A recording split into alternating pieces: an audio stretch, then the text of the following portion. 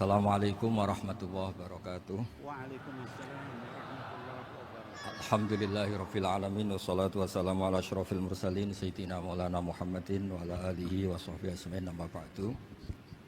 Ingkang sangat kula hormati niki wonten Habib Nabil, semua keluarga besar Habib Mungtir, semua min usulihi wa furuhi sedanten ingkang kula hormati.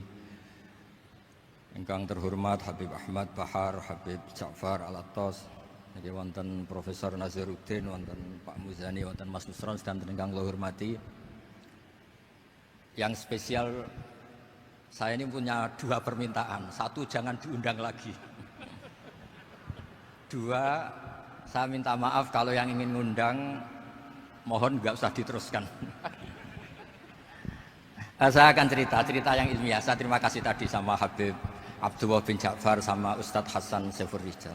Begini, kenapa saya banyak dikutip para narasumber? Karena saya ini jenis kiai yang otoritatif. Jadi saya ini karena nggak menteri, sehingga kalau belajar itu serius sekali.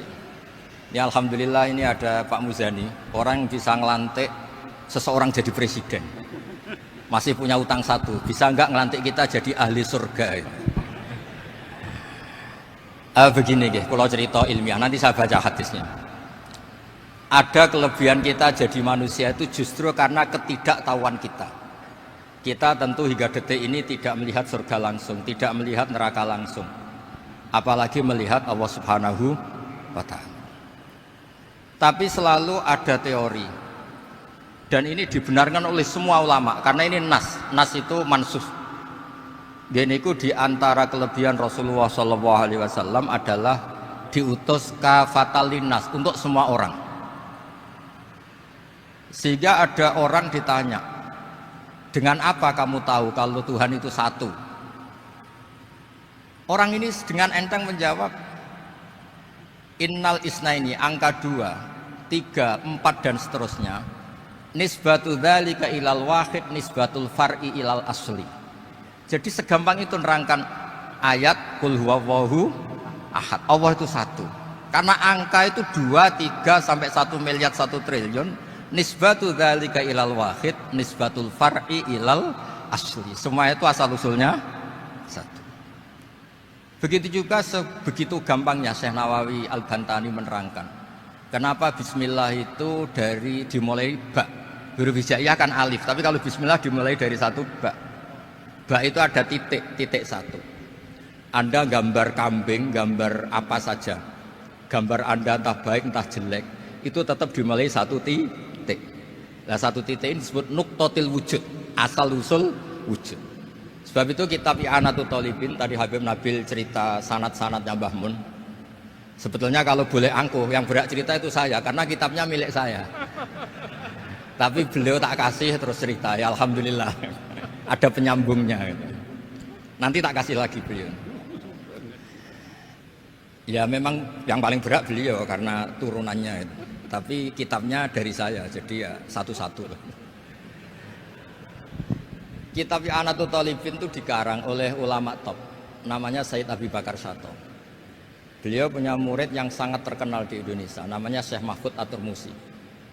Syekh Mahfud ini punya murid, diantaranya yang paling terkenal tentu Mbah Hashim sama Mbah Ahmad Dahlan, pendiri Muhammadiyah.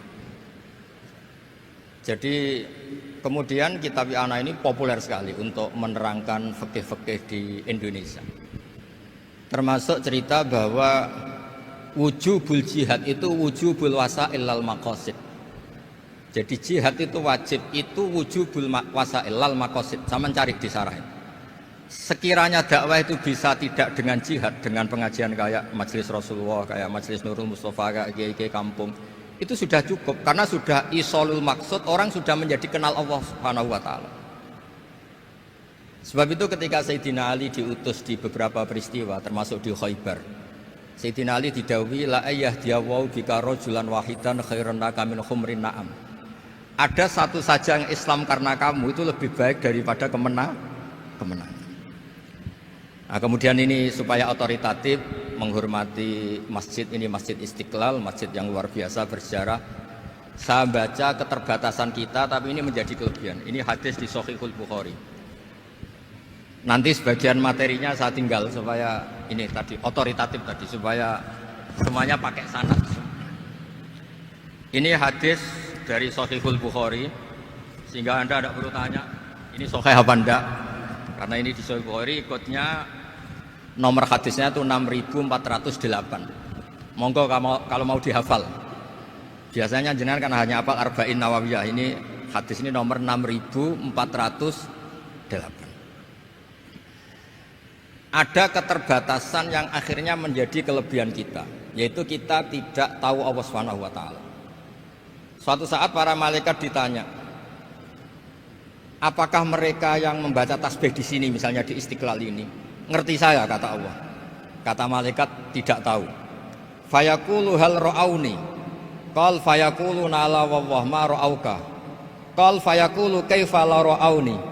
Yaquluna la ra'auka kanu asyadda laka ibadatan wa asyadda laka tamjidan wa aktsara laka tasbihan. Andaikan manusia itu ngerti engkau ya Allah, maka tasbih mereka ini akan lebih dari kita. Saya beri contoh, ini terutama untuk zuriat Rasulullah SAW. Nabi itu manusia, basar, tapi lakal basar. Nabi ketika muji Allah SWT ini supaya kalau sholat jenengan hayati. Misalnya pertama muji begini, lakal hamdu mil'us samawati wa mil'ul ardi. Kebanyakan di Jawa memang baca pakai rofaknya mil'u, tapi di beberapa sanad dibaca mil'a, itu urusan i'rab lah. Engkau itu saya puji seluas langit dan bumi, seluas langit dan bumi. Seluas langit dan bumi itu enggak keren, karena langit ini tetap mahsurah, as-samawat ini apapun luasnya langit itu tetap terbatas. Bumi apapun luasnya juga terbatas. Apa yang diteruskan oleh Rasulullah SAW? Wa mil'u ma syi'ta min syai'im ba'd. Dan pujian saya ini ya Allah sesuai kehendakmu, sejumlah kehendakmu. Karena ini yang tidak terbatas. Begitu juga ketika Nabi dengan keterbatasan sebagai manusia, bukan sebagai Habibullah, atas nama manusia. Nabi itu punya dua sisi, kadang sebagai basar, kadang sebagai Habibullah. Dan sama-sama penting untuk mengawal Islam ini. Saya ulang lagi, sama-sama penting untuk mengawal Islam ini. Ketika Nabi sebagai basar ngendikan begini, la nuhsitan Allahumma lakal hamdu handa yuwafi ni'amaka, misalnya pakai mukhatab wa yukafi umazidak. Saya memuji engkau ya Allah dengan pujian yang sesuai jumlah nikmatmu. Wa yukafi umazidak, dan bisa berserasian dengan tambahan-tambahan nikmatmu. Tapi apapun luasnya nikmat itu terbatas.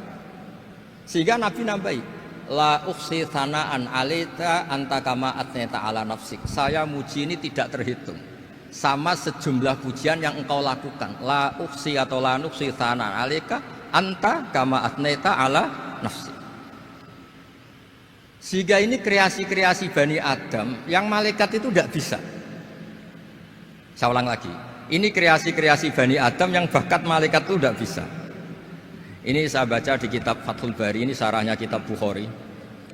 Kata Imam, ini saya ulang lagi, ini kata Imam Ibnu Hajar al-Asqalani, pensarah terbaik Bukhari. Jadi Sahihul Bukhari itu punya sarah paling terkenal namanya Fathul Bari. Itu gurunya Syekh Zakaria Al-Ansari. Syekh Zakaria itu dikenal sebagai Syekhul Islam.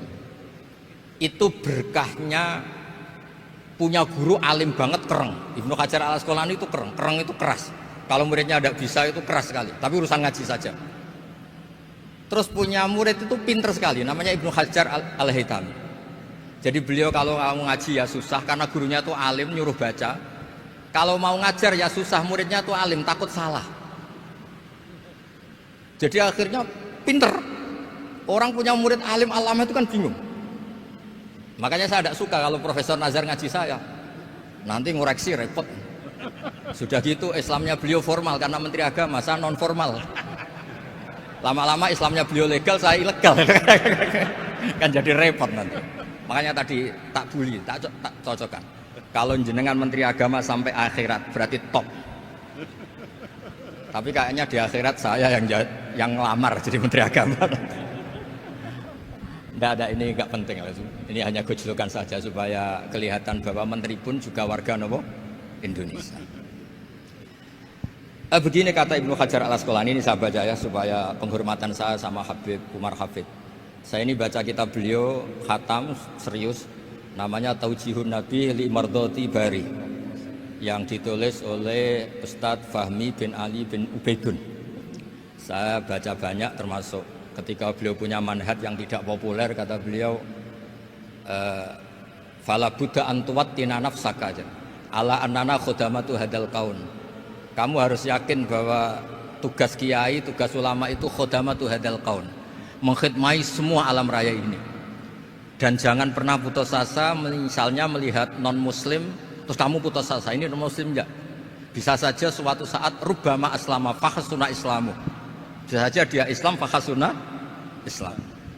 Nah, ini wirasah nabawiyah, karena dulu Nabi ketika dari kampung Abdi Yalil dan disakiti, malaikat Jibal itu usul supaya kampung itu dihabisi, kata Nabi apa? La bal arju ayukhrijawah min aslabihim ma ya'budu wa la yusyriku bihi syai'an. Bisa saja bapaknya masih kafir, anaknya Islam, cucu-cucunya napa? Islam. Kayak apa Nabi itu? Rojaknya Masya Allah.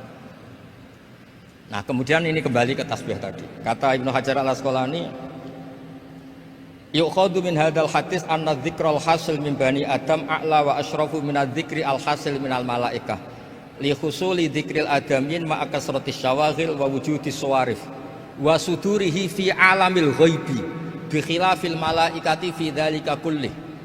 Jadi kita ini enggak melihat Allah langsung, enggak melihat surga langsung, enggak melihat neraka langsung. Tapi cara kita zikir, wis nek wis di neraka yo nuwangis tenan. Padahal yo ora mesti mlebu neraka, lha nuwangis tenanan. Kayak apa iman kita? Nah, iman seperti ini sesuai kriteria awal sing dikersana Allah, alladzina yu'minuna bil ghaib. Maka andekan saya ini kok dikasih mukasyafah sama Allah untuk melihat surga, saya milih enggak melihat supaya ngikuti yang tetap ghaib. Nanti kalau saya melihat langsung kemudian iman, kata Allah, akeh tunggali aku iman mau melihat itu. Jadi kadang-kadang keterbatasan kita ini penting. Makanya masyhur Nabi pernah ngendikan tuba liman ro'ani wa amanabi, tapi wa tuba liman lam yaroni wa amanabi. Kalau orang melihat saya kemudian iman itu biasa. Ini orang zaman akhir tidak melihat saya tapi iman. Kadang-kadang itu enggak lewat Habib yang ganteng itu enggak, lewat Mudin. Mudin di kampung rapati di duit, ini mulang tauhid ya mandi. Islam itu digawa Habib ya mandi, digawa menteri ya mandi, digawa Mudin ya mandi. Karena Islam itu kafatal, napa kafatal. Nah yang enggak dipunyai malaikat adalah tadi seperti cerita saya tentang Imam Amudi. Segampang itu. Makanya di tradisi pondoknya Mbah Maimun itu ada tradisi qaddimid dirayah ala riwayah. Logika riwayat itu penting karena itu menjadi nyaman. Ya kayak tadi, Allah itu satu. Ketika kita berpikir angka 2, 3 sampai sekian miliar, sekian triliun, nisbatu dzalika ilal wahid, nisbatul far'i ilal asli. Semua itu dibanding angka 1 adalah cabang. Gambar kayak apa ruwetnya, dinisbatkan asal usulnya mesti satu nuktoh, yaitu satu titik.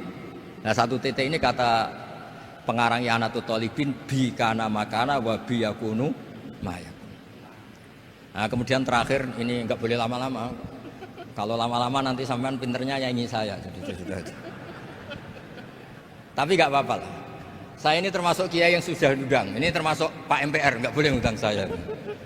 Pak Nusron apalagi enggak boleh. Itu kalau di kampung sama saya hormat, kalau di sini kok kayak menteri itu.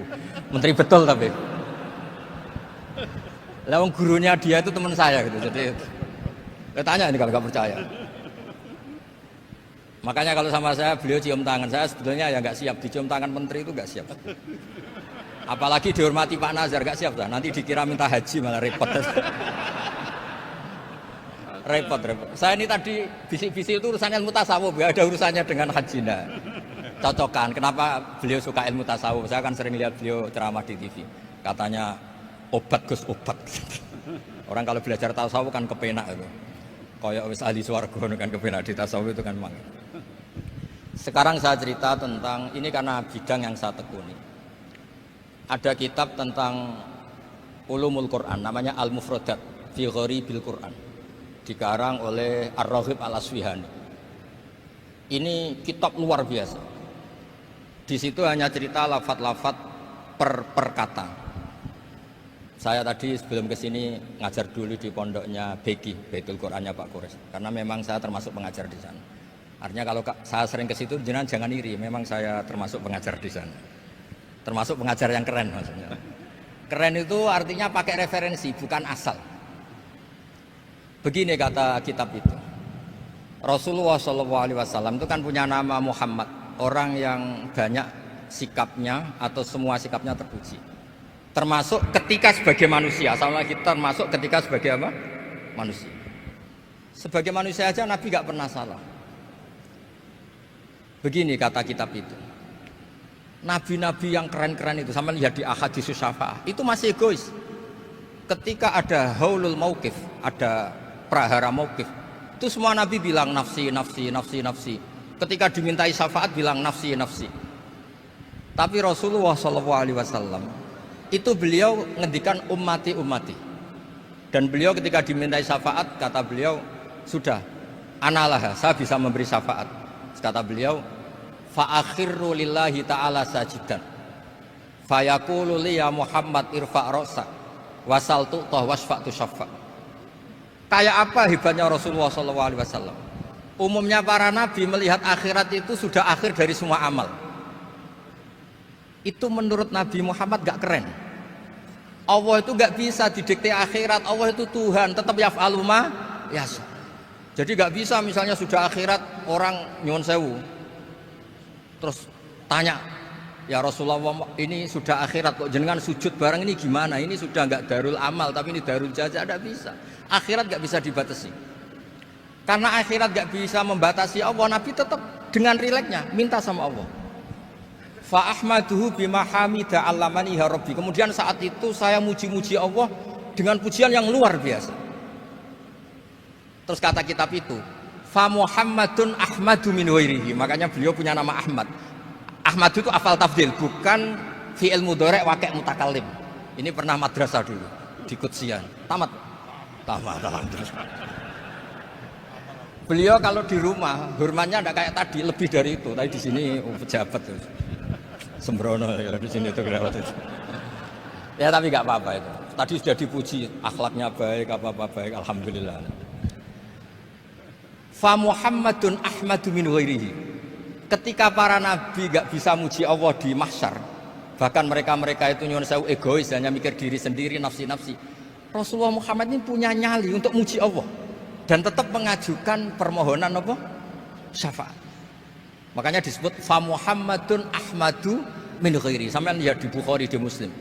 Fa Ahmadu fi mahamida 'allamaniha rabbi. Tetap muji-muji Allah. Bukti bahwa teori saya benar dan otoritatif adalah yang nggak bisa hilang di surga itu juga wiridan. Ketika kita masuk surga, apa kita kegiatannya? Da'wahum fiha subhanakallahumma wa tahiyyatuhum fiha salam wa akhiru da'wahum alhamdulillahi rabbil alamin. Nah, kemudian ini juga yang terus kemudian dinyatakan al-baqiyatus sholihat. Ini kalimat-kalimat yang abadi. Karena apa? Di dunia ya kita bilang subhanallah alhamdulillah, di akhirat dia bilang subhanallah. Kayak apa kerennya kita sebagai Bani Adam? Nah, makanya disebut alladzina yu'minuna bil ghaibi. Wong tidak melihat Allah, tidak melihat surga, tidak melihat neraka, tapi iman kita ini kayak iman sing musyahadah. Iman sing hakul yakin, ainul yakin. Kenapa demikian? Ya karena tadi kita diajari terus menerus oleh Rasulullah SAW. Yang terakhir saya cerita mukjizat. Ini juga terkait dengan betapa mudahnya hadaddin ini di logika, dicerna. Kata Rasulullah SAW, sabda Nabi di hadis, salang lagi ini hadis sahih di bab awal Fadailul Quran di Sahihul Bukhari. Dicek kalau nggak percaya dicek. Ma minal anbiya'i nabiyyun illa u'tiya minal ayati ma misluhu amana alaihil bashar. Wa innama kana alladzi utitu wahyan auhahu wa ilayya fa arju an akuna aktsarahum tabi'an yaumal qiyamah. Enggak ada nabi kemudian kecuali dikasih wahyu, dikasih mukjizat. Dan mukjizat ini dahsyat sehingga orang itu dipaksa iman. Kayak Nabi Soleh ada unta besar keluar dari batu. Nabi Musa punya tongkat dipukulkan ke Laut Merah langsung menyibak jadi daratan. Tapi kata Nabi Muhammad SAW, saya itu tidak punya mukjizat kayak itu, juga gak ingin. Saya ini dikasih mukjizat Al-Quran. Dan saya berharap karena mukjizat Quran ini adalah terus kemudian umatku menjadi yang terbanyak ila yaumil ya. Sekarang kita berlogika. Ini kata kitab Fathul Bari lagi. Kita berlogika. A'jaza yu'jizu i'jazan. Sesuatu yang menjadikan orang lain gak mampu disebut i'jaz. Kemudian karena ayat menjadi mukjizat, sesuatu yang kita sepakat tidak mampu. Nah kalau itu masalahnya, tongkat dipukulkan laut kemudian menjadi kering, kita mampu enggak? Enggak kan? Tapi pertanyaannya, Anda bikin nyamuk mampu enggak? Enggak kan? Anda bikin sapi, bikin unta mampu enggak? Enggak kan? Makanya Nabi Muhammad SAW cukup, sudahlah kamu itu manusia, bahkan sekedar menciptakan lalat itu udah bisa. Inna Allaha la yastahi ayyadriba masalam ma'aba'udatan fama fawqaha. Kemudian mukjizat ini sama Nabi dicontohkan hal-hal yang keseharian kita. Wa min ayatihil lailu wan naharu wasyamsu wal qamar. Sekarang peristiwa laut dibelah Nabi Musa dengan matahari yang enggak pernah turun mesin, itu keren mana coba? Keren matahari yang enggak pernah turun mesin. Terus kata Ibnu Hajar Al-Asqalani, li'annal mu'jizat al-madiyah kanat khisyatan tusyahadu bil absor kana qati soleh wa asa Musa wa mu'jizatul Qur'an tusyahadu bil basirah fakana man yattabi'uhu atau yatba'uhu li ajliha aksar fa innal ladhi yusyahadu bil absor yang qaridu bingkiradi musyahidihi wal ladhi yusyahadu bil basirah bakin. Ya saya ulang lagi, bakin. Ya, bagian terus disaksikan orang sing ja'a badal awali mustamirran. Begini logikanya. Mukjizat kayak nakoti soleh atau aso Musa yang terkenal. Saya andaikan jadi umatnya Nabi Musa terus dikasih tongkat itu, terus bisa apa coba? Ketika kita punya utang disuruh nyaur ya nggak bisa dipakai jaminan kan. Sudah gitu orang tanya ini asli apa enggak? Kalau asli buktikan, kan ya repot. Tapi kalau kita jadi umatnya Rasulullah SAW ditunggoni Quran, punya banyak masalah resepnya sabar. Kalau nggak bisa sabar ya nyari kiai-kiai tukang ijazah nak menodungannya mandi. Karena orang mensifati Allah itu macam-macam. Makanya saya pastikan nggak ada agama yang mengajarkan rasional kayak agama Islam. Makanya liqaumi yaqilun liqaumi yatafakkar. Coba misalnya nyamuk. Kamu bikin nyamuk tidak bisa kan? Nyamuk punya organ tubuh kecil, organ tubuhnya punya urat. Kamu mikirnya kayak apa? Sekedar bikin patungnya saja tidak bisa, apalagi bikin nyamuk. Jadi untuk mengakui kudronya Allah yang tidak terbatas dan kita lemah, itu udah usah nunggu peristiwa kayak terbelahnya laut. Cukup wa ma min dabatin fil ardi wala ta'ir yatiru bi janahihi illa umamun amsalukum inna fi khalqis samawati wal ardi waqtilafil laili wan nahar seterusnya la ayatil liqaumi yaqil. Nah, gara-gara pola yang diajarkan Nabi itu ila yaumil qiyamah orang tetap Islam karena nyaman dengan kepastian mukjizat ini baqiyah ila yaumil qiyamah. Itu kayak apa baiknya Nabi? Makanya saya suka tadi burda yang dibaca. Ada ulama kayak Muhammad bin Said Al-Busiri yang ngarang burda. Itu kalau berpikir itu sederhana. Ngeten lho Gusti, malah nerangno pangeran. Lama da'awa da'ina li ta'ati bi akramir rusli kuna akramal umami. Ngeten lho Gusti, karena Rasul Muhammad itu terbaik, ya logikanya umatnya juga terbaik. Jadi lama da'awa da'ina li ta'atihi bi akramir rusli mesti kuna akramal umami. Jadi burda ini saking manjanya sama Allah sampai bilang gini. Wala yadhiqa Rasulullah jahuka bi idzal karimu tajalla bismimun taqimi. Ya Allah, engkau telah menamai Nabi engkau itu Raufur Rahim, yang penuh kasih sayang, yang sohibus syafa'ah. Maka ketika engkau ingin nyiksa kami dengan alasan engkau ini al-muntakim, dat yang bisa nyiksa orang maksiat, jenengan harus ingat ya Allah bahwa Nabi kita itu Nabi yang engkau gelari Raufur Rahim. Ya kalau gitu jangan jadi nyiksa. Terus gunanya apa digelari Raufur Rahim reso nyafaati gitu. Itu jenenge wala yadhiqa Rasulullah jahuka bi idzal karimu tajalla bismi muntah. Terus fa inna min judika dunya wa darrataha wa min ulumika ilmal lauhi wal qalam. Dan itu juga yang dibuktikan Rasulullah SAW. Sampai beliau ngendikan likulli nabiyyin da'watun mustajabah wa akhtabi da'wati syafa'atan ummati yaumal qiyamah. Semua nabi itu punya doa yang mustajab dan semuanya sudah dipakai di dunia. Tapi saya menyimpan jatah itu supaya saya tetap punya hak syafaat fi yaumil qiyamah. Terus ini bukti-bukti bahwa ilmu yang selama ini diajarkan para habaib, para kiai itu otoritatif. Saya hanya bantu jenengan memastikan kalau hadis itu sahih dimaknai oleh ulama-ulama yang kredibel. Ya, perjanjian terakhir tadi. Saya ini termasuk kiai yang sergap tanya Mas Nusron. Pak Muzani juga pernah ke rumah saya. Meja saya itu isinya ya kitab. Habib Nabil pernah ke kamar isinya kitab. Jadi kalau jenengan ngundang saya itu berhadapan-hadapan sama hukumnya Allah, yaitu ganggu orang belajar gitu aja. Mohon ngoten mawon. Assalamualaikum warahmatullahi wabarakatuh.